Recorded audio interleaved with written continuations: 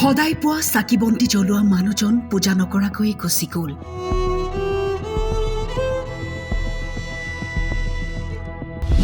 প্ৰতিদিনৰ দৰে গা ধুবলৈ গৈছিল, কিন্তু পুৱাই যেন ৰৈ আছিল মৃত্যু।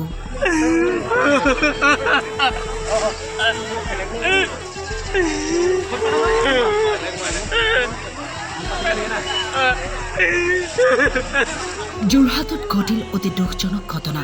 জ্যোতি দাস নামৰ 50 বছৰীয়া ব্যক্তিজন উটি গ'ল নদীৰ সোঁতত।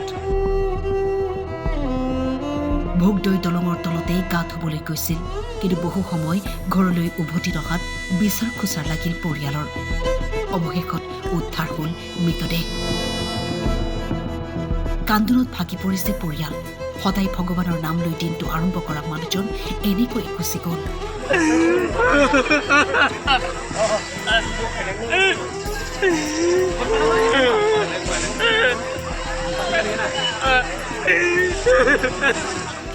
মোৰ চচু বুঢ়া হয়। দেউতাৰ নাম জ্যোতিপ্ৰসাদ দাস। সদায় দৰে মানে আজিও মানে ৰাতিপুৱা তেওঁ সোনকালে উঠে, 5টা, 5:30 এনেকুৱা উঠে। তাৰপিছত আমি উঠোঁ 7টামান বজাত। তেওঁ সদায় যেনেকৈ উঠে তেনেকৈ আজি 5:30মান বজাত উঠিলে। উঠি মেলি গা পা ধুই মেলি তেনেকৈ আপোনাৰ গোঁসাইঘৰত চাকি জ্বলায়। কিন্তু আজি কি হ'ল ঘটনাটো 5:30, 6টামান বজাত অনুমান উঠিছিলে। উঠি মেলি চেণ্ডেলযোৰ কলৰ মানে আমাৰ যিটো টেপৰ কাষত আছে, আৰু তেওঁ হয়তো গা ধুবলৈ গৈছিলে। তাৰপিছত গা ধুবলৈ যাওঁতে উঠি গুচি গ'ল। কিন্তু আমি অনুমান কৰিলোঁ 7টা বজা উঠি মেলি চাইছোঁ দেউতা নাইকিয়া।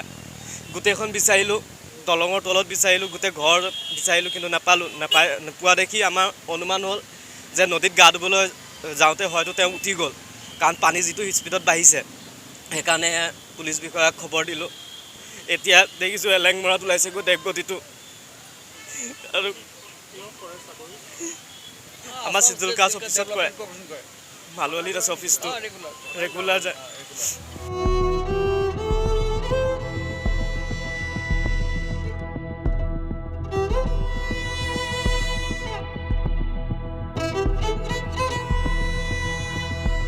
যোৰহাটৰ পৰা জিন্তু দেউধাই ফুকনৰ ৰিপৰ্ট, টাইম 8।